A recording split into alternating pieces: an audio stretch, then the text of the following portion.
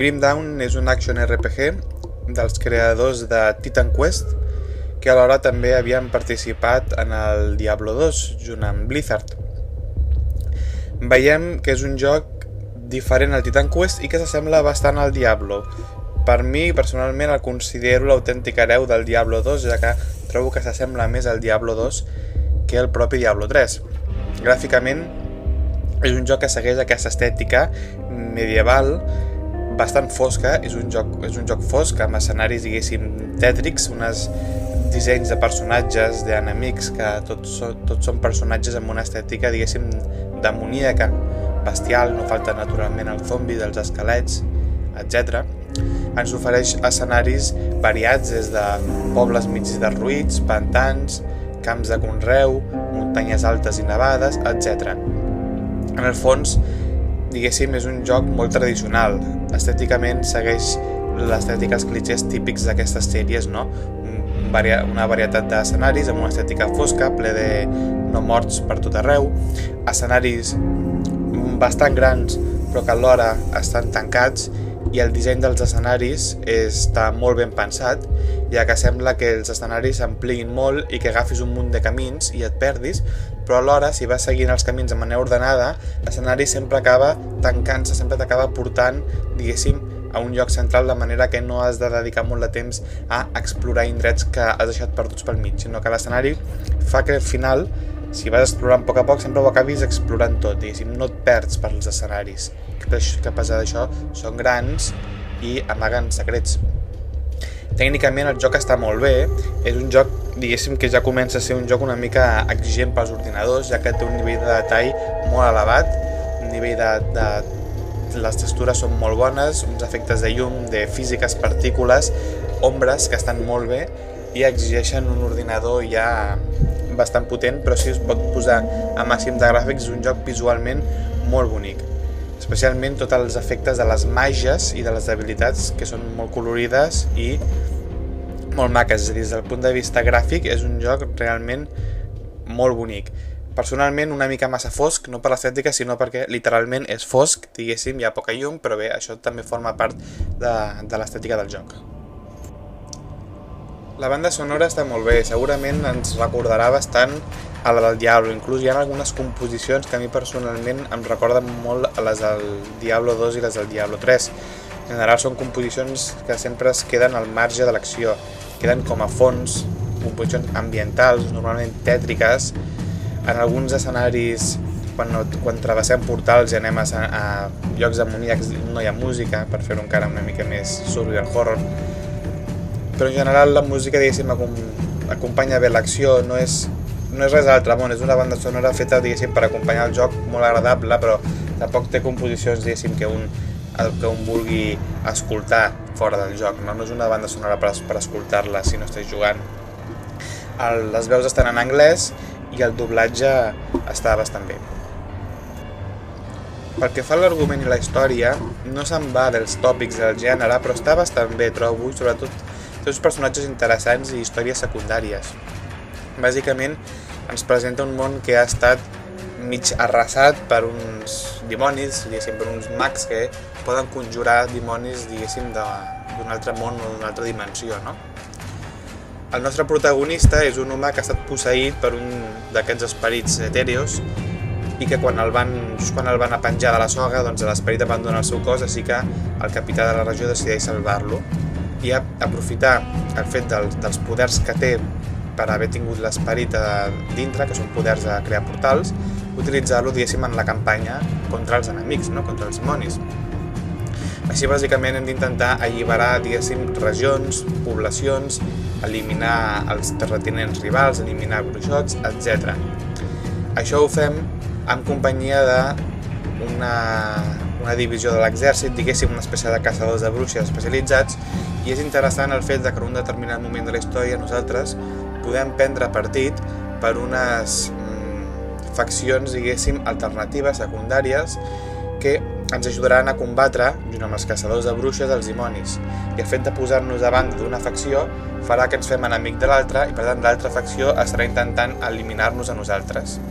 I el fet de tenir una facció ens donarà una sèrie de missions secundàries i podrem accedir a uns llocs, mentre que no podrem fer les de l'altra facció, de manera que tenim una certa capacitat, diguéssim, d'escollir per on volem guiar una mica la història de manera secundària. No és una gran cosa, però per aquest tipus de jocs que acostumen a ser tan tancats és quelcom interessant i els personatges estan bé. I si la història està ben narrada, no és res de l'altre món, però lliga bé i és òptima per a aquest tipus de joc que bàsicament al final no deixa de ser una excusa per matar monstres. Pel que fa a la jugabilitat, no puc dir gran cosa que sigui original, que no podeu veure vosaltres mateixos en aquest vídeo. És un action d'RPG de tall clàssic. Tenim una gran varietat d'equipament, podem fabricar-nos el nostre equipament, podem fabricar-nos joies per engarçar l'equipament i millorar-lo, tenim moltes habilitats, etc. Sí que apuntaré algunes coses que són una mica diferents. Per exemple, en el mapa tenim bastantes missions secundàries i inclús tenim zones del mapa que no podem accedir si no complim determinada missió o si no tenim determinats objectes. Per exemple, hi ha zones al mapa que per accedir-ho haurem d'arreglar el pont que hi porta i per arreglar el pont haurem de recol·lectar una sèrie de materials durant el joc. O per accedir a una determinada zona del mapa secundària haurem de fer explotar unes roques i per això primer haurem de trobar dinamita. És a dir, hi ha tota una sèrie de zones al mapa secundàries que quan hi accedim ens trobem amb més missions secundàries i que per accedir-hi hem d'aconseguir una sèrie de materials, cosa que bé, normalment això no és habitual en aquest tipus de jocs que són superlineals.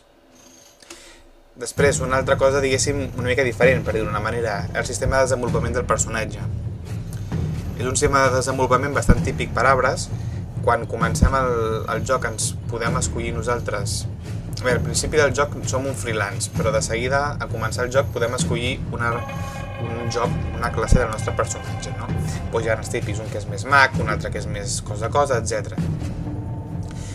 El sistema de desenvolupament del personatge, per una banda, tenim els nostres estats, que li podem anar millorant en punts d'estats que anem guanyant al pujar de nivell, i els punts d'habilitat, per una altra banda, hem de combinar, gastar els punts d'habilitat amb el fet de millorar una barra de desenvolupament que ens augmenta els nostres estats, els nostres atributs bàsics, com la força i la vida, al mateix temps que millorar la barra de desenvolupament desbloqueja més habilitats disponibles.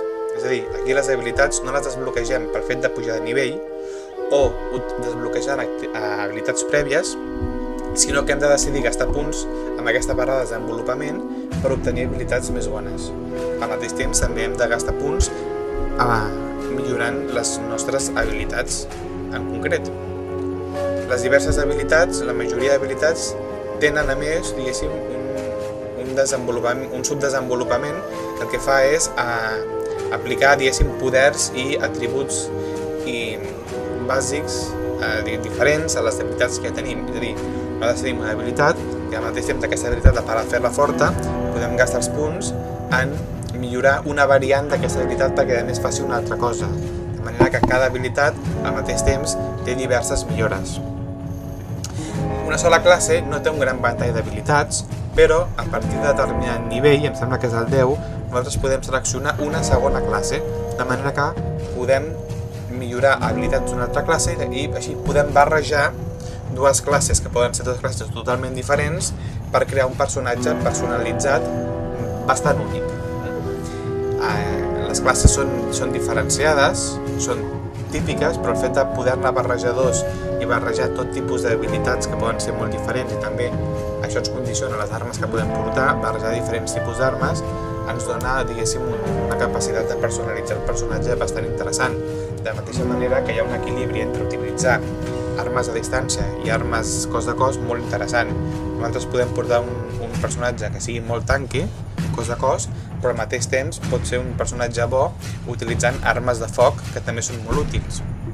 És a dir, el joc destaca per aquest nivell de personalització del personatge bastant elevat.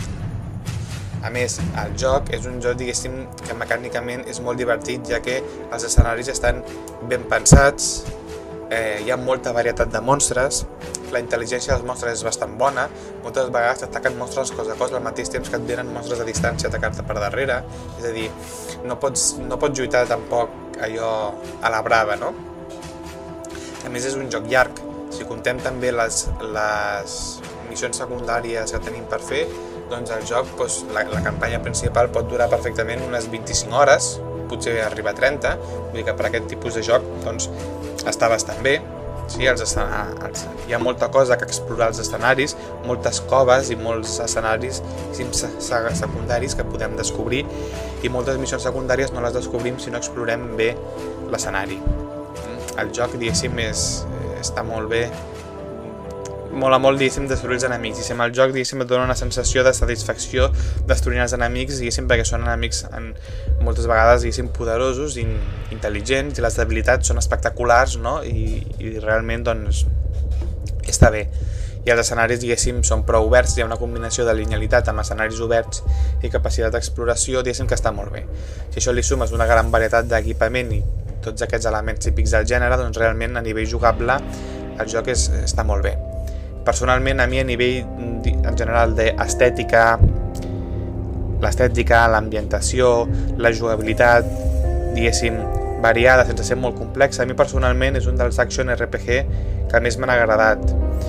M'ha agradat més que el Van Helsing, m'ha agradat més que el Torchlight, inclús a mi m'ha agradat més que el Diablo 3, que el Path of Exile. Per mi és un dels action RPG més complets que hi ha actualment.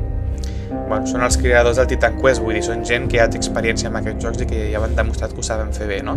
Per tant, és un joc que jo realment, si us agrada aquest gènere, el recomano molt perquè ara mateix crec que és el millor dels que hi ha disponibles.